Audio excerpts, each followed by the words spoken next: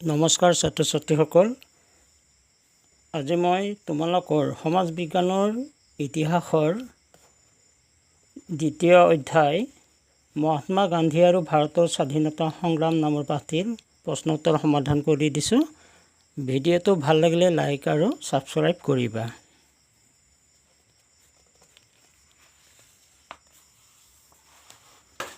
মহাত্মা গান্ধী আৰু ভাৰতৰ স্বাধীনতা সংগ্ৰাম। 1 নম্বৰ প্ৰশ্ন, মহাত্মা গান্ধীৰ কেতিয়া জন্ম হৈছিল?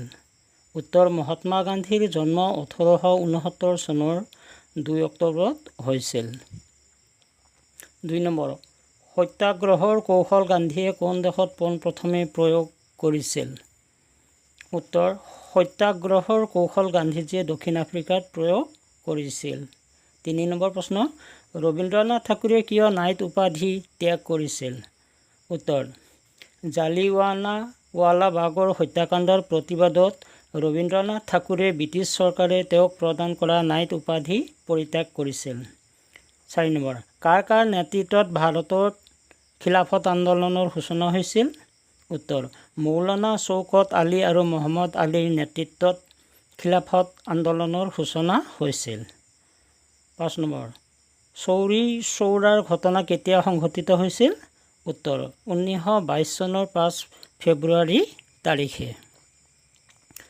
6 নম্বৰ, কেনে পৰিস্থিতিত লালা লাজপত ৰায়ৰ মৃত্যু হৈছিল? উত্তৰ, লাহোৰত লালা লাজপত ৰায়ৰ নেতৃত্বত হোৱা এটা চাইমন বিৰোধী সমদলৰ ওপৰত পুলিচে নিৰ্দয়ভাৱে লাঠি চালনা কৰে, য'ত লালা লাজপত ৰায় বেয়াকৈ আহত হয় আৰু তাৰ ফলতে তেওঁৰ মৃত্যুবৰণ কৰে। 7 নম্বৰ, কেতিয়া আৰু ভাৰতীয় জাতীয় কংগ্ৰেছৰ কোনখন অধিৱেশনত ভাৰতীয়সকলৰ মূল দাবী হিচাপে পূৰ্ণ স্বৰাজৰ দাবী উত্থাপন কৰা হৈছিল? উত্তৰ, 1929 চনত লাহোৰত জৱাহৰলাল নেহৰুৰ সভাপতিত্বত বহা কংগ্ৰেছ অধিৱেশনত ভাৰতীয়সকলৰ মূল আকাংক্ষা হিচাপে পূৰ্ণ স্বৰাজৰ দাবী উত্থাপন কৰা হয়। 8 নম্বৰ, গান্ধীজীয়ে সবৰমতী আশ্ৰমৰ পৰা দাণ্ডিৰ সাগৰ পাৰলৈ লোণ আইন ভংগ কৰিবলৈ গৈছিল। সবৰমতী আশ্ৰম আৰু দাণ্ডিৰ মাজত দূৰত্ব কিমান? উত্তৰ, 385 কিলোমিটাৰ। 9 নম্বৰ, সীমান্ত গান্ধী নামেৰে কাক জনা যায়? উত্তৰ, আব্দুল গফুৰ খান।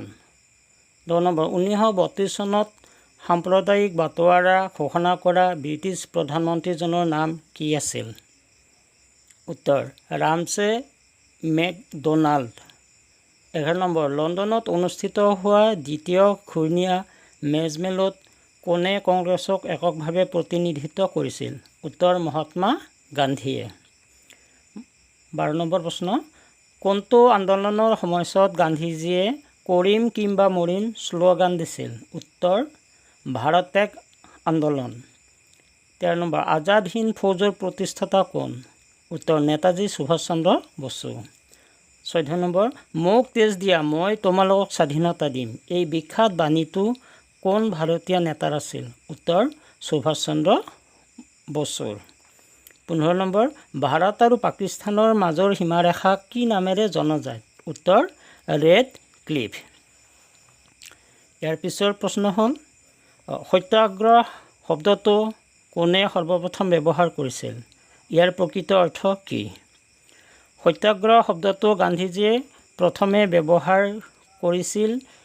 এই সন্ধিযুক্ত শব্দটো সত্য আৰু আগ্ৰহ শব্দ দুটা লগ হৈ সৃষ্টি হৈছে। সত্যৰ প্ৰতি আগ্ৰহ অৰ্থাৎ সত্যনিষ্ঠ হৈ কাম কৰা।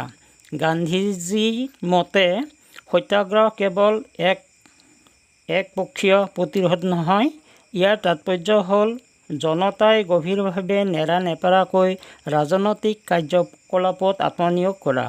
সত্যাগ্ৰহ ভিত্তি হ'ল অহিংসা। 5 নম্বৰ, ইয়াণ্ডাবু সন্ধি কেতিয়া স্বাক্ষৰিত হৈছিল? ইয়াৰ ফলাফল কি? উত্তৰ, 1826 খ্ৰীষ্টাব্দৰ 14 ফেব্ৰুৱাৰী তাৰিখে ইয়াণ্ডাবু সন্ধি স্বাক্ষৰিত হৈছিল। ইয়াৰ যোগেদি অসম তথা ব্ৰহ্মপুত্ৰ উপত্যকা, কাছাৰ, খাচীয়া পাহাৰ, জয়ন্তীয়া পাহাৰ, মটক আৰু শদিয়া ৰাজ্য, খামতি ৰাজ্য, চিংফৌ ৰাজ্য, নগা পাহাৰ এলেকা ভাৰত ব্ৰিটিছ সাম্ৰাজ্যৰ তলতীয়া হৈছিল।